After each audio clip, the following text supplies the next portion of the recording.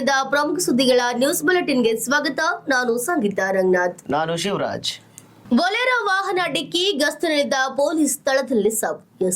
ಕೋಲಾರ ಜಿಲ್ಲೆ ಶ್ರೀನಿವಾಸಪುರ ತಾಲೂಕಿನ ಪೊಲೀಸ್ ಠಾಣೆಯ ಹೆಡ್ ಕಾನ್ಸ್ಟೇಬಲ್ ಆನಂದ್ ಬಾಬು ರಾತ್ರಿ ಗಸ್ತು ಡ್ಯೂಟಿಯಲ್ಲಿದ್ದರು. ಬೊಲೆರೋ ವಾಹನ ಡಿಕ್ಕಿಯಾಗಿ ಸ್ಥಳದಲ್ಲೇ ಮೃತಪಟ್ಟಿದ್ದಾರೆ.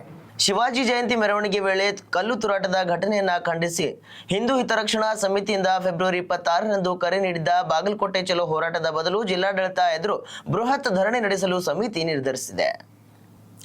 ಕ್ರೀಡಾಂಗಣಕ್ಕೆ ಕೆಎಸ್ಐಸಿ ಜಾಗ ನೀಡದಂತೆ ಸಿಎಂಗೆ ಯದುವೀರ್ ಮನವಿ. ಜಿಲ್ಲೆಯ ಟಿ ನರಸೀಪುರದಲ್ಲಿ ತಾಲೂಕು ಕ್ರೀಡಾಂಗಣ ನಿರ್ಮಾಣಕ್ಕೆ ಕೆಎಸ್ಐಸಿ ಜಾಗ ನೀಡಬಾರದು. ಸರ್ಕಾರವು ಈ ನಿಟ್ಟಿನಲ್ಲಿ ಕೈಗೊಂಡಿರುವ ನಿರ್ಧಾರವನ್ನ ಮರುಪರಿಶೀಲನೆ ನಡೆಸಬೇಕೆಂದು ಸಂಸದ ಯದುವೀರ್ ಕೃಷ್ಣದತ್ತ ಮನವಿಯನ್ನ ಮಾಡಿದ್ದಾರೆ.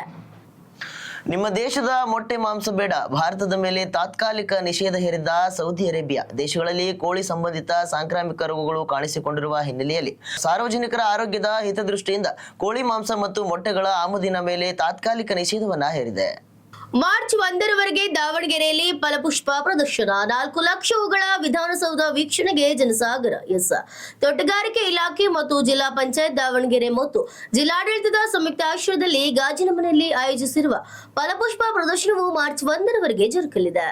ಜಿಲ್ಲಾ ಕೇಂದ್ರದ ಸಮೀಪದಲ್ಲಿ ಅಪಾಯಕಾರಿ ಕಪ್ಪು ಕಣಗಳ ಧೂಳಿನಿಂದ ಪರಿಸರ ಮಾಲಿನ್ಯ ಉಂಟು ಮಾಡುತ್ತಿರುವ ಕಾರ್ಖಾನೆಗಳ ವಿಸ್ತರಣೆಗೆ ವಿರೋಧಿಸಿ ಮಂಗಳವಾರ ನಡೆದ ಕೊಪ್ಪಳ ಬಂದ್ ವೇಳೆ ಸಾರ್ವಜನಿಕರು ಶಾಸಕ ಮತ್ತು ಸಂಸದರನ್ನು ತರಾಟೆಗೆ ತೆಗೆದುಕೊಂಡಿದ್ದಾರೆ.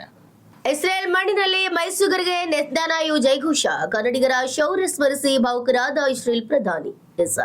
ಇತಿಹಾಸದ ಪುಟಗಳಲ್ಲಿ ಮರೆಯಾಗಿದ್ದ ಮೈಸೂರಿನ ವೀರ ಯೋಧರ ಶೌರ್ಯದ ಕಥೆ ಇಂದು ಅಂತಾರಾಷ್ಟ್ರೀಯ ಮಟ್ಟದಲ್ಲಿ ಪ್ರತಿಧ್ವನಿಸುತ್ತಿದೆ. ಮೊದಲ ಮಹಾಯುದ್ಧದ ಸಮಯದಲ್ಲಿ ಕೇವಲ ಕತ್ತಿಗಳನ್ನ ಹಿಡಿದು ಪ್ರಾಣದ ಹಂಗು ತೊರೆದು ಇಸ್ರೇಲ್ನ ಐಫಾ ನಗರವನ್ನ ಶತ್ರುಗಳಿಂದ ಮುಕ್ತಗೊಳಿಸಿದ ಮೈಸೂರು ಲಾನ್ಸರ್ಸ್ಗಳ ಬಲಿದಾನವನ್ನ ಇಸ್ರೇಲ್ ನೆನಪಿಸಿಕೊಳ್ತಿದೆ. ವಿದ್ಯಾರ್ಥಿಗಳ ಬೇಸಿಗೆ ರಜಾದ ಮಜಾ ಕಟ್ ಮಾಡದಂತೆ ಕರ್ನಾಟಕದ ಶಾಲೆಗಳಿಗೆ ಸಿಬಿಎಸ್ಇ ಖಡಕ್ ಸೂಚನೆಯನ್ನ ನೀಡಿದೆ.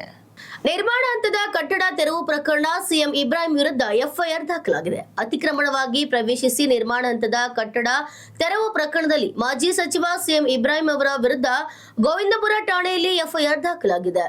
ಸಿಬಿಐ ದಾಳಿಯ ಬೆನ್ನಲ್ಲೇ ನಿವೃತ್ತ ಅಧಿಕಾರಿ ಆತ್ಮಹತ್ಯೆ. ಐಟಿ ದಾಳಿಗೆ ಹೆದರಿ ಇತ್ತೀಚೆಗೆ ಉದ್ಯಮಿ ಸಿಜೆ ರಾಯ್ ಆತ್ಮಹತ್ಯೆ ಮಾಡಿಕೊಂಡ ಪ್ರಕರಣದ ಬೆನ್ನಲ್ಲೇ ಈಗ ಬಿಬಿಎಂಪಿ ನಿವೃತ್ತ ಮುಖ್ಯ ಇಂಜಿನಿಯರ್ ಒಬ್ಬರು ಸಿಬಿಐ ದಾಳಿಗೆ ಹೆದರಿ ಆತ್ಮಹತ್ಯೆಗೆ ಶರಣಾಗಿರುವಂತಹ ಘಟನೆ ನಡೆದಿದೆ.